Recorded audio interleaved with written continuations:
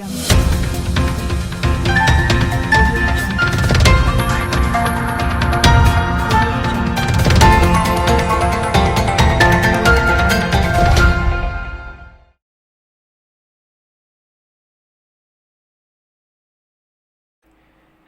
7ರಂದು ನಡೆಯಲಿರುವ ಲೋಕಸಭಾ ಚುನಾವಣೆಯ ಹಿನ್ನೆಲೆಯಲ್ಲಿ ಮತದಾನದ ಕುರಿತು ಜನಜಾಗೃತಿ ಮೂಡಿಸಲು ಶಿರಸಿಯಲ್ಲಿ ಪೊಲೀಸ್ ಇಲಾಖೆಯಿಂದ ಜಾಥಾ ನಡೆಸಲಾಯಿತು.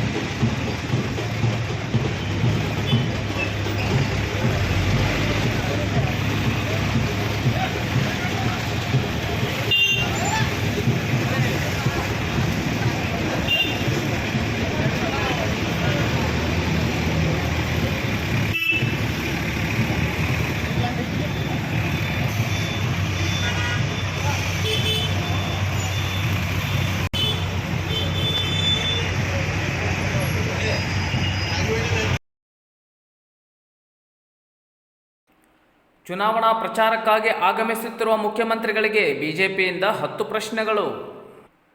ಉತ್ತರ ಕನ್ನಡ ಜಿಲ್ಲೆಗೆ ಚುನಾವಣೆ ಪ್ರಚಾರಕ್ಕೆ ಆಗಮಿಸುತ್ತಿರುವ ರಾಜ್ಯದ ಮುಖ್ಯಮಂತ್ರಿಗಳಾದ ಸಿದ್ದರಾಮಯ್ಯನವರಿಗೆ ಭಾರತೀಯ ಜನತಾ ಪಕ್ಷ ಉತ್ತರ ಕನ್ನಡ ಜಿಲ್ಲೆಯ ಜನತೆಯ ಪರವಾಗಿ ಬಹಿರಂಗ ಪ್ರಶ್ನೆಗಳನ್ನು ಕೇಳಲಾಗಿದೆ.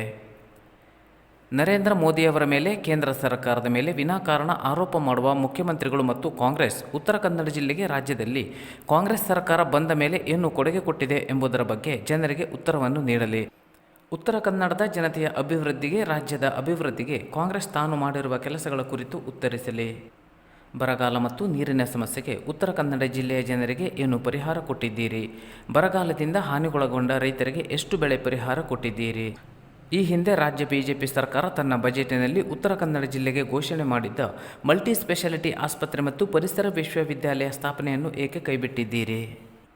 ಉತ್ತರ ಕನ್ನಡ ಜಿಲ್ಲೆಯಲ್ಲಿ ಕಳೆದ 1 ವರ್ಷದ ಅವಧಿಯಲ್ಲಿ ಅಭಿವೃದ್ಧಿ ಕೆಲಸಗಳಿಗೆ ಎಷ್ಟು ಹೊಸ ಅನುದಾನ ನೀಡಿದ್ದೀರಿ?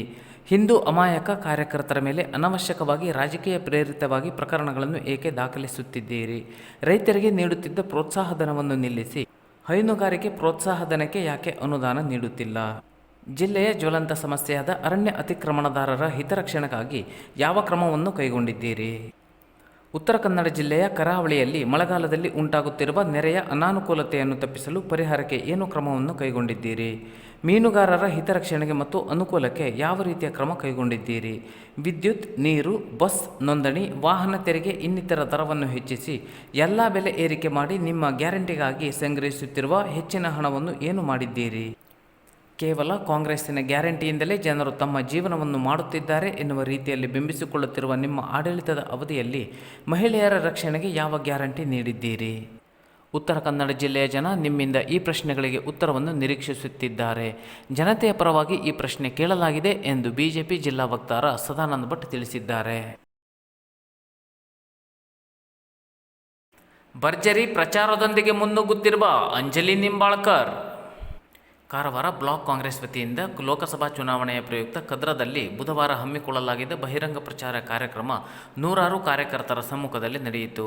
ಈ ಸಂದರ್ಭದಲ್ಲಿ ಆಡಳಿತ ಸುಧಾರಣಾ ಆಯೋಗದ ಅಧ್ಯಕ್ಷ ಆರ್.ವಿ. ದೇಶಪಾಂಡೆ, ಶಾಸಕ ಸತೀಶ್ ಸೈಲ್, ಲೋಕಸಭಾ ಅಭ್ಯರ್ಥಿ ಅಂಜಲಿ ನಿಂಬಾಳ್ಕರ್, ಜಿಲ್ಲಾ ಪ್ರಚಾರ ಸಮಿತಿಯ ಅಧ್ಯಕ್ಷ ರವೀಂದ್ರನಾಥ್ ನಾಯ್ಕ್, ಡಿಸಿಸಿ ಉಪಾಧ್ಯಕ್ಷ ಶಂಭು ಶೆಟ್ಟಿ, ಬ್ಲಾಕ್ ಕಾಂಗ್ರೆಸ್ ಅಧ್ಯಕ್ಷ ಸಮೀರ್ ನಾಯ್ಕ್, ಮಹಿಳಾ ಕಾಂಗ್ರೆಸ್ ತಾಲೂಕಾಧ್ಯಕ್ಷೆ ಸೀಮಾ ಪಾಟೀಲ್, ಕದ್ರಾ ಗ್ರಾಮ ಪಂಚಾಯಿತಿ ಅಧ್ಯಕ್ಷೆ ಹನುಮವ್ವ, ಉಪಾಧ್ಯಕ್ಷೆ ಅಶ್ವಿನಿ ಪೆಡ್ನೇಕರ್, ಸದಸ್ಯರಾದ ರೀನಾ ಡಿಸೋಜಾ, ಗ್ರಾಮ ಪಂಚಾಯತ್ ಮಾಜಿ ಸದಸ್ಯರಾದ ಯಲ್ಲಮ್ಮ ಬೋವಿ, ರಾಜೇಶ್ ನಾಯ್ಕ್, ದಿನೇಶ್ ಮಾರಿತ್ತು ಮುಂತಾದವರು ಉಪಸ್ಥಿತರಿದ್ದರು. ಮತ ಒಂದು ಪವಿತ್ರವಾದ ಅಸ್ತ್ರ. ಈ ಮತದಲ್ಲಿ ಒಬ್ಬ ಅಭ್ಯರ್ಥಿ ಗೆಲ್ ಬರ್ಬಹುದು ಅಥವಾ ಸೋಲ್ಬಹುದು. ಒಂದು ಸರ್ಕಾರ ಬರಬಹುದು, ಒಂದು ಸರ್ಕಾರ ಸೋಲ್ಬಹುದು. ಹಾಗಾಗಿ ಮತದ ಮಹತ್ವ ಪ್ರತಿ ಕೊಡ್ಬೇಕು. ತಪ್ಪದೆ 7ನೇ ತಾರೀಕಿಗೆ ನೀವು ಮತ ಚಲಾಯಿಸಬೇಕು. ನಮ್ಮ ಅಭ್ಯರ್ಥಿ ಶ್ರೀಮತಿ